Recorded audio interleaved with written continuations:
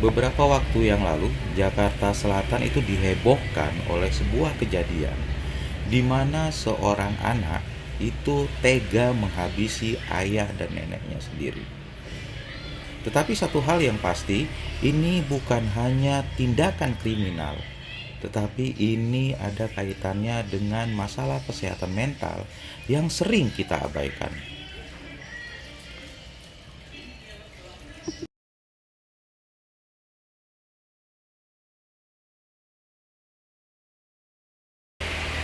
Cerita ini kami rangkum dari berbagai media sebagai bahan kajian untuk pembelajaran kita bersama.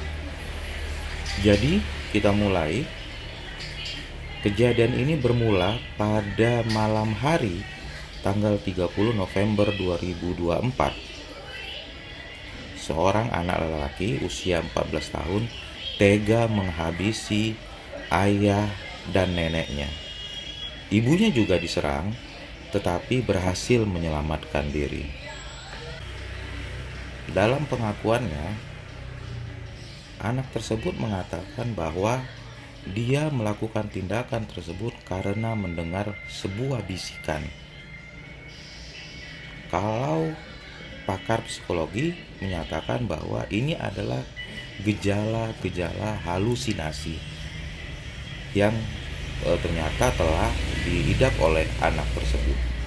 Selain itu ada beberapa faktor lain juga yang diduga turut mempengaruhi mengapa anak tersebut nekat melakukan tindakan kriminal yang kita bilang cukup sadis. Yang pertama, ada kemungkinan dia mengalami stres berat.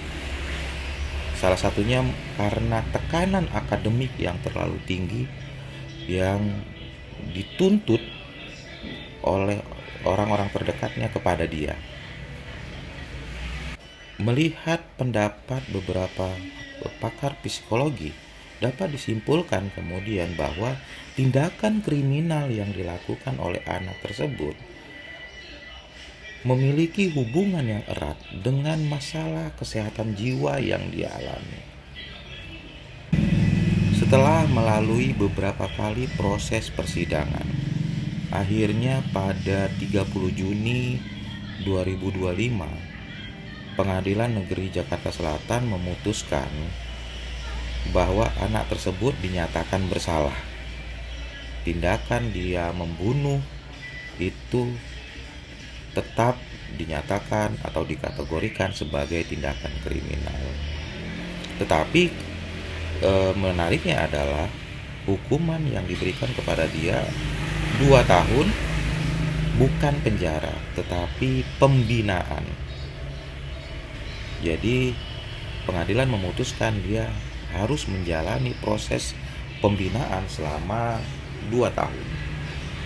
Pembinaan yang dimaksud oleh pengadilan adalah bagaimana dia dalam periode 2 tahun ini menjalani berbagai terapi untuk mengatasi berbagai masalah kesehatan jiwa yang dia alami. Ini sesuatu hal yang menarik. Bagaimana kemudian kasus kriminal pembunuhan itu mampu diterjemahkan oleh hakim dengan memutus bahwa si pelaku yang memiliki masalah kesehatan jiwa itu tidak dihukum penjara, tetapi dilakukan pembinaan melalui proses terapi pemulihan diri. Dan ini cukup menarik bagi kita, khususnya di isu anak yang berhadapan dengan hukum dan memiliki masalah kesehatan jiwa. Sebagai penutup, kasus ini bukan hanya sekedar cerita tentang seorang anak melakukan tindak kejahatan, tetapi lebih luas bagaimana masalah kesehatan jiwa ini real terjadi di anak-anak kita, dan kita sering abai terhadap masalah ini, sehingga kemudian timbullah hal-hal yang tidak kita inginkan. Ini sebuah pembelajaran. Pertanyaannya, Sudahkah kita benar-benar mendengarkan anak kita sendiri? Ayo, mulai dari sekarang kita harus peduli pada kondisi dan situasi yang terjadi pada anak-anak kita sebelum terlambat. Addictive Foundation siap membantu masyarakat yang membutuhkan. Mari kita bergerak bersama menciptakan lingkungan yang lebih baik bagi anak-anak kita di masa depan.